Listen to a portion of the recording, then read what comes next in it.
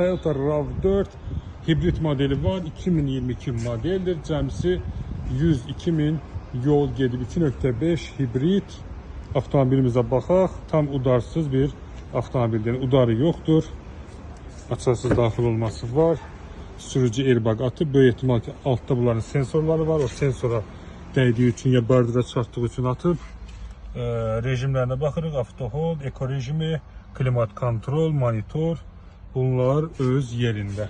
Bu arada onu da sizin nəzərinizə çatdırım ki, bizim WhatsApp qrupunda gündəlik olaraq bax belə sərfəli avtomobillər paylaşılır. Sizi WhatsApp qrupuna əlavə edək və ən sərfəli avtomobillərdən dərhal məlumatınız olsun. Çünki bəzən olur ki, YouTube'da, Facebook'da bizim videolar sizin qarşınıza gec çıxır.